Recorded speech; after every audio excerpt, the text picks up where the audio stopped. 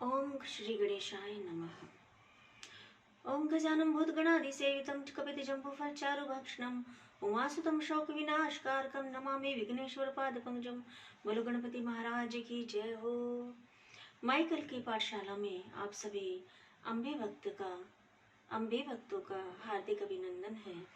आज नवरात्रों का दूसरा दिन है, तो प्रारंभ करते हैं दूसरा दिन। माता ब्रह्मचारिणी दधाना कर पद्माभ्यामक्ष माला कमंडलू देवी प्रसीद तू मई ब्रह्मचारिण्य अनुत्तमा।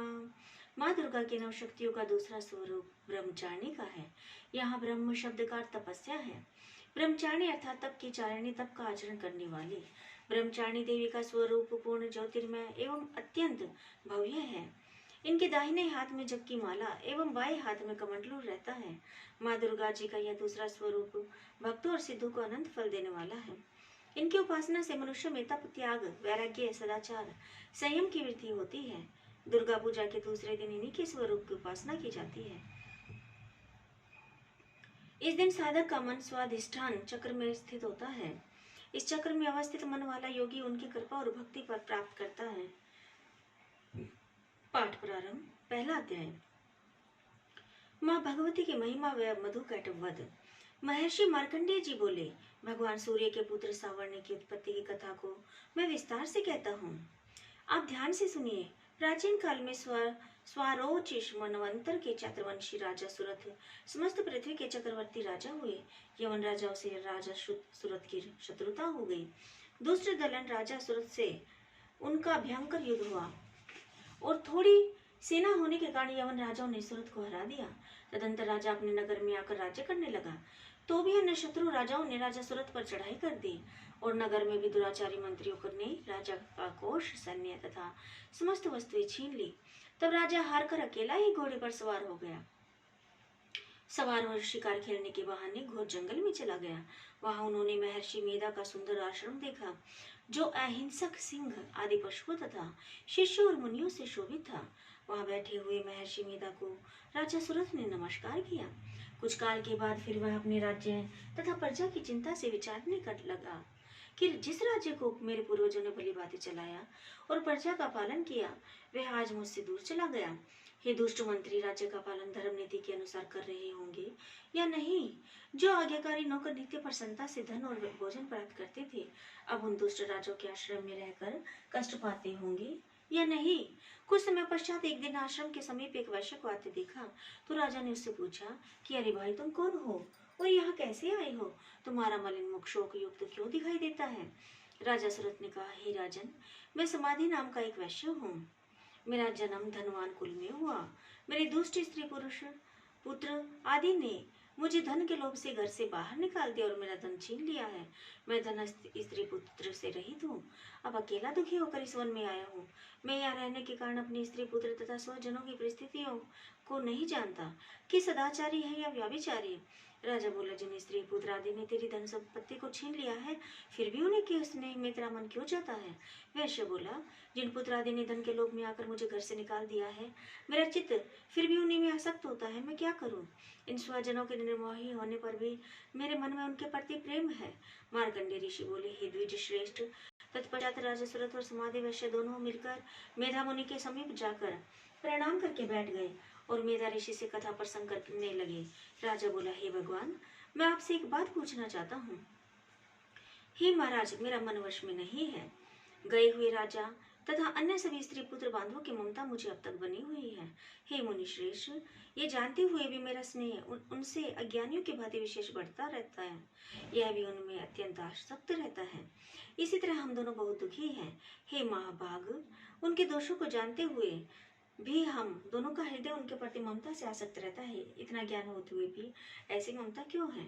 हम दोनों को अज्ञानियों की भांति मूढ़ता क्यों उत्पन्न हो रही है? महर्षि मेधा ने कहा, समस्त जंतु को जानने योग्य ज्ञान होता है। हे महाभाग, सभी प्राणी पृथक पृथक होते हैं। कोई दिन में नहीं देखते तो कोई रात्रि में नहीं देखते, और कोई दिन रात्रि में समान दृष्टि से देखते हैं। पुरुष ज्ञान युक्त है, यह सत्य है, इसमें संदेह नहीं। केवल इसमें ही नहीं, सभी पशु पक्षी मृग आदि में भी मनुष्य की बातें ही ज्ञान होता है। यह स्थूल ज्ञान होता है। जैसे मनुष्य में आहार आदि की इच्छा उत्पन्न होती है, वैसे ही पशु पक्षी आदि में आहार विहार निद्रा में मैथुन आदि की इच्छा उत्पन्न होती है। ज्ञान होने पर भी पक्षियों को तो देखो, भूखे होने पर भी ममतावश अपने बच्चों को चोंच में स्नेह से चुगा देकर प्रसन्न होते हैं। हे राजन, मनुष्य भी अपने पुत्र पुत्र से इसी बातें बर्ताव करते हैं। वह पालन पोषण करेंगे। क्या तुम यह नहीं देखते कि पुत्र आदि उनका भरण पोषण न भी करे तो भी माता पिता तो करते ही हैं, क्योंकि विश्व की स्थिति को रखने वाली महामाया के प्रभाव से वे मोह के गड्ढे में डाल दिए गए हैं। इसमें कोई आश्चर्य नहीं है, क्योंकि यह भगवान विष्णु की योग निद्रा है, जिसमें संसार मोहित हो जाता है। यही भगवान की महामाया है। वह भगवती देवी बड़े बड़े ज्ञानियों के चित्त को जबरदस्ती खींचकर मोह में डाल देती है। इस देवी ने ही चराचर विश्व को उत्पन्न किया है, और यह देवी प्रसन्न होकर भक्तों को वरदान देती है, जिससे मुक्ति मिलती है। वही मुक्ति की परम हेतु सनातनी ब्रह्म ज्ञान स्वरूपा विद्या है। यह भगवती देवताओं के कार्य सिद्धि के लिए उत्पन्न होती है, और अजन्मा होकर भी उत्पन्न कहलाते हैं। जब भगवान विष्णु विश्व को त्याग आनंद में जल ही जल करके योग निद्रा में शेष शैया पर शयन कर रहे थे, उसमें विख्यात मधु और कैटम नाम के दो घोर असुर राक्षस भगवान विष्णु के कान की मैल से पैदा होकर ब्रह्मा जी को मारने को तैयार हुए। ब्रह्मा जी विष्णु भगवान के नाभि कमल पर स्थित थे। उन दोनों भयंकर असुरों को मारने को आता देकर श्री भगवान विष्णु को सोता हुआ देखकर ब्रह्मा जी योग निद्रा की प्रसन्नतार्थ एकाग्र मन में स्तुति करने लगे, जिससे कि भगवान विष्णु के नेत्रों से भगवती योग माया अपना प्रभाव हटा ले और भगवान जाग पड़े। वह योग माया विश्वेश्वरी जगत माता स्थिति में संहार करने वाली भगवान विष्णु के अतुल तेज वाली निद्रा स्वरूप अनुपम शक्ति है। ब्रह्मा जी बोले, हे माँ माए, तुम स्वाहा देवता को पालन करने वाली हो, तुम स्वधा पितरेश्वरों का पोषण करने वाली हो, तुम ही वह षटकार स्वर इंद्र को यज्ञ का हिस्सा पहुंचाने वाली हो, अमृत भी तुम ही हो, अक्षरों में स्वर तुम ही हो, तथा नित्य आदि मात्रा व्यंजन तुम ही हो। हे देवी, तुम ही संध्या सावित्री और संसार की जननी हो। हे माहेश्वरी मातेश्वरी, विश्व को उत्पन्न पालन और संहार करने वाली आप ही हो। आप ही महाविद्या महादेवी महासुरी हो। आप ही समस्त चराचर के तीनों गुण सत्व रज तम को उत्पन्न करने वाले प्रकृति हो। आप ही कालरात्रि हो। आप खड़ग त्रिशूल घोर गदा चक्र शंख धनुष बाण भुषुंडी परिद्ध आदि अस्त्र शस्त्रों को धारण करने वाले हो। हे देवी, आप ही सौम्यता हो तथा संसार में आप ही अति सुंदर हो। पर तथा परों में श्रेष्ठ आप ही परमेश्वरी हो। इस विश्व की रचना और पालन करते हैं उन भगवान विष्णु को आपने अपनी निद्रा के वश में कर लिया है। फिर भला बताइए कि कौन आपकी प्रार्थना करने योग्य है, प्रार्थना करने में समर्थ है, जबकि आपने भगवान विष्णु ईशान शंकर तथा मुझे से यह शरीर ग्रहण कर लिया है। आप मोह लीजिए और विश्वपति भगवान विष्णु को जगाइए। इन दोनों महासुरों का संहार करने के लिए भगवान को बुद्धि दीजिए।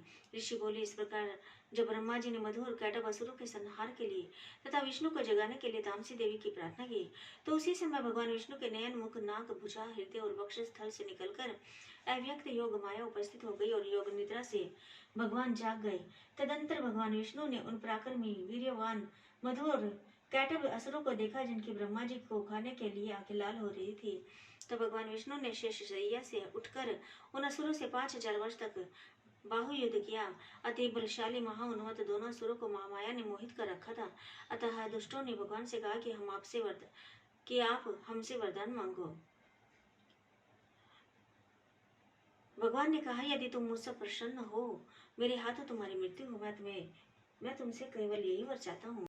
ऋषि ने कहा, इस बात ही जब भगवान ने उनसे वरदान ले लिया तो वे भगवान से कहने लगे कि हमें सर्वत्र जल ही जल दिखाई देता है, इसलिए हे भगवान, हमारा वध उस स्थान पर कीजिए जिस जगह पानी न हो।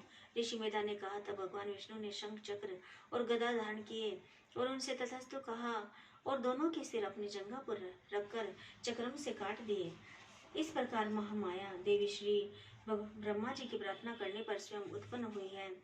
हे राजन, मेरे अब इसके प्रभाव को बताता हूँ, ध्यान से सुनो।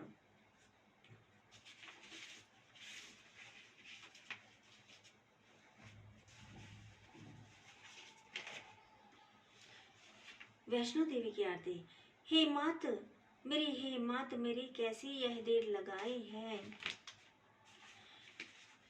दुर्गे भवसागर में गिरा पड़ा हूँ, काम आदि ग्रह में घिरा पड़ा हूँ।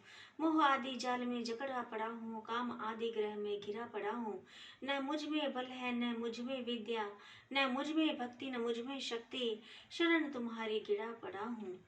हे मात न कोई मेरा कुटुंब साथी, ना ही मेरा शरीर साथी, आप ही उबारो पकड़ के बाही, चरण कमल को नौका बनाकर मैं पार होऊंगा खुशी मनाकर, यमदूतों को मार भगाकर। हे मात सदा ही तेरे गुणों को गाऊं, सदा ही तेरे स्वरूप को ध्याऊं, नित्य प्रति मेरे गुणों को तेरे गुणों को गाऊं। न मैं किसी का न कोई मेरा, छाया है चारों तरफ अंधेरा, पकड़ के ज्योति दिखा दो रास्ता, शरण पड़े हैं हम तुम्हारी, करो यह नैया पार हमारी, कैसी यह देर लगाई है दुर्गे। जय माता दी, जय माता दी, जय माता दी, जय माता दी। इस शैलपुत्री ब्रह्मचारिणी चंद्र घंटा कुष्मांडा स्कंद माता कात्यायनी कल रात्रि महागौरी माँ सिद्धि दात्री मैया जय हो। जय माता दी, जय माता दी।